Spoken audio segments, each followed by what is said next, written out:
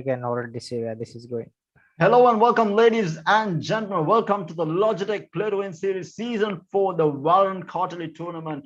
And these are the Division B matches. And of course, we do have an interesting match in stock for you. But a reminder, of course, this tournament is boasting of a prize pool of 130,000 divided across Division A and Division B. So a lot of prize money for these players to fight for. And this is a quarterly tournament. So we did have a separate tournament or a previous quarterly tournament that took place this year as well. So a lot of Valorant action brought to you by Logitech themselves. And if you're in the market for some new Logitech peripherals, make sure to check out all that Logitech has to offer. They do have everything that you need, whether it's mice, keyboards, headsets, mouse pads, whatever you need, they got you covered. And of course, joining me on the cast is going to be none other than Mike. Hi, Mike. Hello, Tara. I'm pretty sure a Mike, lot of the we viewers are looking? happy to have you back. I mean, I was the one who was doing all the hosting last game as well. I'm pretty sure you were good enough, man. I'm pretty sure you were good enough. What's the map that you're looking at today for this match? Oh, but it seems we are going in for Icebox. That's going to be the second Icebox of the day as well. Nice. We got an Icebox map. So it's ViTality taking on SiGen eSports, or previously known as Purple Overkill, for anyone who watched the previous quarterly tournament. So, oh wait, it is. Oh, yeah, it is. So yeah. Yeah, but Bad Guys is now called Broke Milkman, is it? No, but it's Milkman is actually. I'm actually not sure what happened there, but Bad Guy is actually one of the players in the lobby. So I mean, all these players just playing around with their names just to confusing us altogether. Just trolling the casters. You know what? It's just gonna have different names every game. Yeah. So you're talking about some of the ranks. So majority of them are, I'm assuming, gold and silvers. Yes, on the side of team. Of course, team SiGen eSports, they do have a few diamonds in their team as well. But then again, as we saw even earlier, quite some time is that, I mean, quite a few times is that, your rank doesn't really matter if your team is playing well as a unit, especially in a game like Valorant. You play off of each other. You use the utility to your advantage. You try to you combine your play styles alongside different tactics, strategies. That's where that's one of the reasons why games like Valorant and all these FPS games are very popular, especially with viewers as well, because like you can almost see how teams, how players do different things based around a single player. You see how there's an Omen smoking up belt and a Soa using the recon dart to give information for the Reyna to push in and get a kill and dismiss off. So it's almost poetic sometimes to see what a lot of these teams do. So we are going to see obviously Viper on Icebox. I think that's a mandatory pick on Icebox, and the duelist looks to be the same, at least. We do have a Raze being picked up. Probably not the best on Icebox, but he's still a really good agent to have on your side. I think I would prefer Raze Jet combination over the Raze Reyna combination. Having said that, though, it's still a pretty decent to have a Raze on your team. But whereas on the side of SiGen eSports, we have Reyna being picked up, and they are looking to go for a Jet as well. So now they are heavily dependent on these two duelists to perform on the day rather than being helpful in terms of utility, whereas Raze is always helpful in terms of the utility that you have the boom bot, you have the pain shells. I think the reason why a lot of people like to go for Reyna over Raze in Icebox is because Reyna is extremely useful when you're going for those aggressive setups. And the thing with Icebox is, if you don't have an aggressive defense, the possibility that you will be rushed over by the rest of the players is very high. I mean, especially if you're playing against a very aggressive opponent, you being able to take aggressive map control, especially on that A site. I mean, that's where a lot of Icebox. I mean, a lot of people like to say that A site is where A site is the only place that's fun in Icebox to play, which I don't agree. But then a lot of people say that. So. And then Reyna is very strong, especially on that defense. I mean, more than the offense, I think Reyna is a really good duelist to have on A side defense, right? Yeah, no, on A side defense. And I mean, in general, in any map, to be honest, Reyna is a really good defensive duelist because you can take those aggressive fights and fall back without giving away anything for the opposing team. Interesting setup here. Yeah, it as looks to be a hit as usual. I mean, obviously the first one goes, but meanwhile, SiGen Fox. Hawks Fox takes just opens out. up with a kill, and and actually takes a shot to the head, but still survives the fight there. Dexter is gonna take the Oh, kill on the punk. Oh my god! It's already a 5v2. We haven't even this got the is spike down yet. destruction. Look at Punk Kitty. Ninja Kitty is actually there. Ninja Kitty gets the kill, but Music is afraid of Dexter with the final kill on to play there. Wait, did we even pass the mate mark? I don't think so. That was a very fast round. And of course, they do have KO also on the side of SiGen eSports, which I really like to see. I think KO isn't utilized that much with everyone by majority of the players in the country or teams. We saw KO actually being pulled out in a separate tournament recently as well. And I mean, I would love to see how players actually adapt to using KO. And it's really good info. I mean, it serves the purpose, such as what SOA Darts does, but doesn't exactly give away the location, but tells you which agents are in the area. And of course, the ultimate is just insane due to the permanent silence that he pulsates around him. Flash right into side, doesn't see anything. QWERTY has a good position. Bishop is not spotted here. He might go huge, but Hawks is there. Hawks is aware of everything. And he takes the kill. And Dexter with the Bulldog gets the kill on the player bear. He's gonna get spammed from the back, but he survives the classic as he gets the pick. Auto Ninja is down to a 1v4 punk face, left alone. And I mean, there's not much he can do with a classic. I mean, he might be able to get one kill, but no, he's being rushed from all the sides. Hawks just puts away his phantom, just goes for the ghost for that final kill, and that's gonna be the second target for the side of Team SiGen eSports. And that was an interesting Phantom by Apollo. It was just the second round that he went for the Phantom, and now he's going to hold on to it as well after winning the round with full shield. So we have a Bulldog, two Phantoms, two Spectres on the side of SiGen eSports. Whereas on the other side, we have a full buy into Vandals, 5 Vandals. I'm not going to agree with the 5 Vandals. I prefer Phantom unless it's Breeze. You know, unless it's Breeze, I think the Phantom performs a lot better. Sure. The thing is, like, you know, I mean, I don't, I'm gonna sound pretty judgmental here, but like, I mean, if you can hit your headshots, I mean, why won't you? Are you saying why that would I you can't not hit use my the Vandal? headshot?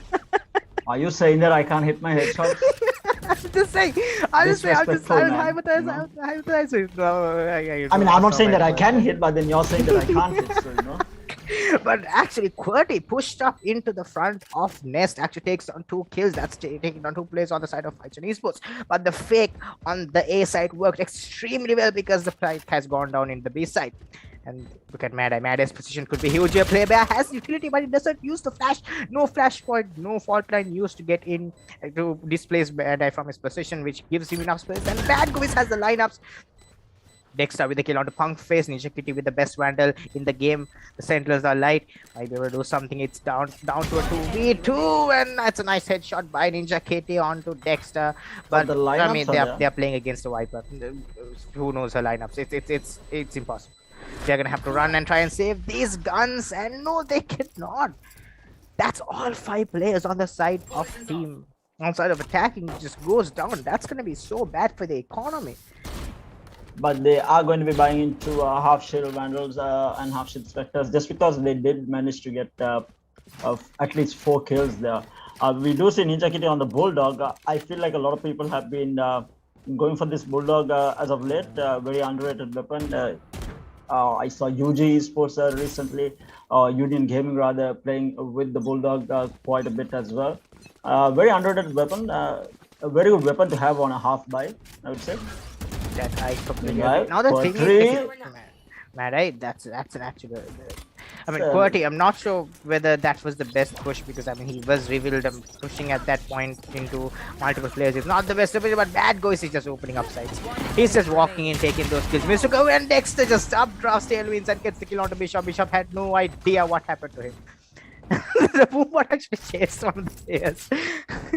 Almost taking them. That's gonna be the 4th round. Now, the thing here, what I want to point out is that on both sides, the lack of a SOA is really changing up how these two teams are playing. Because most of the time you see a SOA on Icebox, it's almost like, it's almost a compulsory pick. So, but they've changed all the initiators from SOA to a KO. On the side of SiGen eSports, on the side of ViTality, they have a breach. So that gives them that long range information capability. Because, oh, that's a nice shot there by Young Bishop with the Marshall. It's having his crosshair right on point, but the resurrection comes in. Dexter taking revenge for his fallen teammate. But like, the thing is, like, when you even with KO, like, the information you get, it's not really useful. But oh, Punk Face takes down two. It's not really useful when it comes to huge site executes.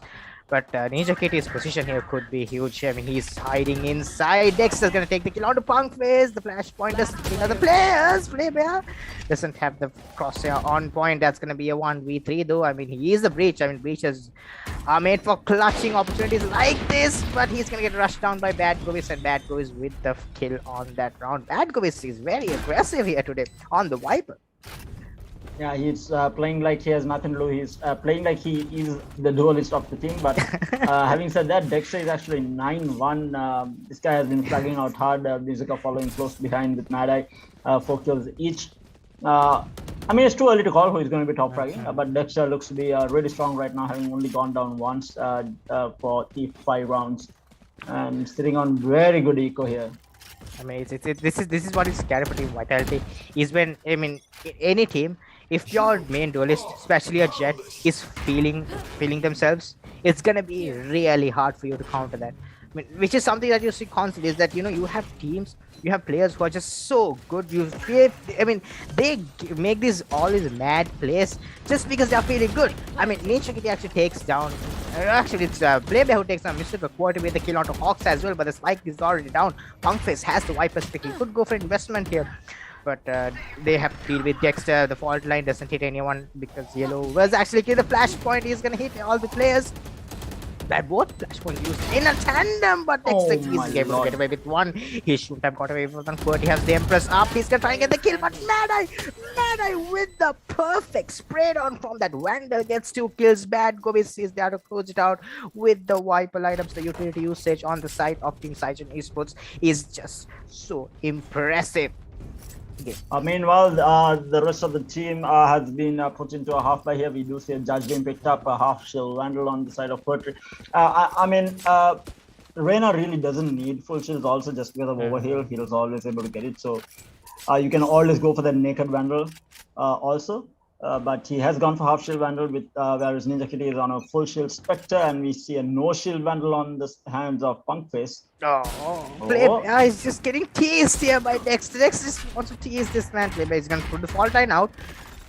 That's gonna stun Dexter. That's gonna that's gonna stop Dexter pushing in for a while. But Mad Eye on the other side is trying to spam through as Bishop gets a kill. But Hawks is there with 2 trades. We're opening up the side. I mean, Hawks has been very quiet this entire game because Dexter has been doing all the hard work. But I mean, Hawks now opening up the side with on the rain. Punk Face gets spammed through the toxin strain from mid.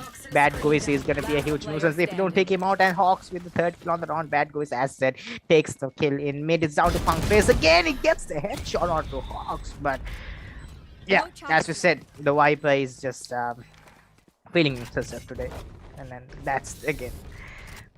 I don't know. I sense this extreme confidence on the side of Team SiGen eSports, the way they're playing. It's not just recklessness. I don't think that's it. It's just they seem to be very confident of the decisions they're making, and that's very scary. That's very scary. Which is really good to see also, because we didn't see Purple Overkill make it to Division A last time around. But we might see a change this year. Hopefully their confidence can carry them through into Division A. I would really like to say, because this is a very decent team and they are showing it 7-0 right now going into this 8th round. Dexter gets the ball back on to Young Bishop there on the raise. The Vipers been invested in front of A side, but the problem with this Vipers, it's not the best Vipers because it gives enough opportunity for the players to just walk in from the left side of Maze, as Dexter's gonna get flashed by his own teammate. Not ideal, but Mystical. Look at this. This is what happens. The Vipers is not that good, as Mystical just creeps in from the side, and that's the Viper taken down. That's Viper spin down as well. Dexter with the kill onto Ninja Kitty. Play is going to get taken down there by Hawks and Dexter together. It's going to be the final player in mid, stuck alone in a 1v4.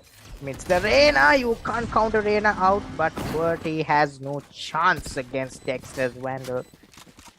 And Dexter picks up a glitch pop Vandal here, an updated version by the looks of it. But the funny part is Dexter still has not popped his Blade Storm even once. I think he has been having this for no need to. They're just walking in and popping heads. But then, it is so satisfying as a jet player to be getting those Blade Storm kills rather than shooting. I mean, at least for me, it's always way more satisfying to. Taylor's just happy that he gets a kill off the Blade Storm. I get enough kills on Blade Storm. I need to be submitting clips about this. I think I should be submitting clips to you about all my Blade Storm kills, regardless of whether it's silver gameplay. Again, they seem to be pushing in hard yet again onto A side here. Ninja Kitty holding that mid area, watching. The rolling thunder invested your Hawks on top of side actually falls down, but probably gonna get tagged down. Mad Eye. Next again, Mizuka with the kill onto QWERTY again. This opening kills going for the side of team SiGen eSports. They actually throw the man. I just threw the pistol. Oh my god! Oh my god! Dexter is swiveling. He is the turret. He doesn't. The reason they don't have the kill join their team is because Dexter is the turret. Dexter is rotating at 180 degrees and hitting headshots left, right, and center. He's 16-2 going into this 10th round. You're almost there, almost halfway there into the game, and it's looks like it's not even halfway in. It looks like the game is over because if this pace keeps up, there's only 4 more rounds for SiGen eSports to take, because they haven't dropped a single round as of yet, and they seem to be keeping up the pace by the looks of it. And again, it's going to be a very hard A hit by the looks of it, and this time around they don't have Viper split ready, and mind you, all 5 ultimates on the side. All 5 ultimates on the side of SiGen but eSports. I think the only thing that was used was actually the Sage Revive. Other than that, I don't think any of the ultimates have been used still. Yeah, they are just charged up from the very start of the round. I like Punkface's position here. He could go huge. He's actually hiding behind his own toxin screen. Ninja Kitty gets a kill. But does Punkface have the opportunity here? He can go for a surprise, but no. He loses the duel. I do have no clue how Hawks won that, but Hawks does. And that's going to be a 4v3 advantage. Bad Go is in a perfect position to cut off rotations. He's able to get 1 kill, but that 1 kill is enough as he does enough damage to breach as well. That's going to be QWERTY left in a 1v3 again as Mad Eye with the headshot off onto him. That's going to be 10 rounds for the side of Team SiGen eSports. I mean, look at this, 18 kills. He's doubling the kills of the next highest leader, who is Mad Eye. Just walking in. He's just not letting his team get kills. He's like, you know what, I want all the kills, and he's just going in. He's almost averaging 2 kills per round, which is insane. I mean, this guy is definitely on fire today, and we are still not even into the second half. And if the second half dragged, this might have been a 30 plus kill game. But I don't think the way things are going, that it will the second round will drag too much. Command used here by the KO to get into side. That's gonna give them enough. Yeah, that's actually, you know what, the thing with KO, especially against a composition that runs Viper, is because like KO nullifies all Viper utility, and then that stops any of Punkface's utility coming into effect, and Dexter's gonna get taken down there by Bad Gobies with the operator. Resurrection comes in, and this man uses the bait perfect to get that kill as Hawks with the kill out Young Bishop, and that's gonna be the 11th round on the side of Team SiGen eSports. Packed him into a nice gift bag there. I think that was who was that actually? Mad Eye? Who got the kill? That was actually Hawks. It was Hawks. Hawks has the Blastex. Blastex Phantom. Tara, you saw the new clips of the new map? Yes, I did. I've been watching. I've been keeping in touch with what was happening. They still haven't released too much about the new agent, right? The new age is probably gonna come in the next act. I'm not sure whether it's gonna come in this act. They're gonna. I mean, finally Blade Storm. Okay, next with Blade Storm. Here, take notes. Hey, my Blade Storm is good enough, okay? And see that dead As storm is not Quad even of just use. pushes in Oh Quad my with 2 lord. kills. But Dexter's behind them. Dexter's behind them. And he gets it. He gets the kill. The He trade. gets the kill onto Young Bishop. It's down to a 1v2. Bad Goys has the Viper Spit as well. He could just very well clutch this with his eyes closed. But Qwerty has the Empress charged up. Here goes the Bad Viper Goys Spit. with the, oh, this is that weird Viper Spit he uses up in the top of sight. Okay, I'm not okay. Oh, that didn't work. That was an interesting decision. I was wondering why this man is planting in the bottom once he's invested. Oh no. Oh no, he messed up his Viper Spit. He messed it up. The Viper Spit does it's supposed to the lineup is supposed to go into kitchen and all the way into side, but Bad Goys is now stuck in a little box of his own. He could just very well be spammed here. I mean, they could spam it. I don't know why they're not spamming the boxes here, but Bad Go is going to sit inside side for the time being. Oh no! He doesn't check it. Ninja Kitty does not check it, and now Kitty could have won that single. Bad Goys wasn't even staring at it. QWERTY with the it's so low, and he dumps. He dies to his own snake bite. But do they have time? They don't have time. How did Team ViTality lose it? I mean, I'm more interested in how SiGen eSports lost all their players, and Bad Go is died to his own Viper. Bad Go is like, you know what? I'm not gonna let any of you kill me. If I'm going out on my terms. And the man just steps into his snake bite.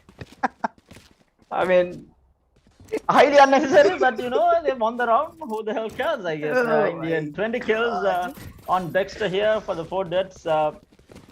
Impressive showing by him. I mean, 5 kills per death. That's quite impressive from Dexter.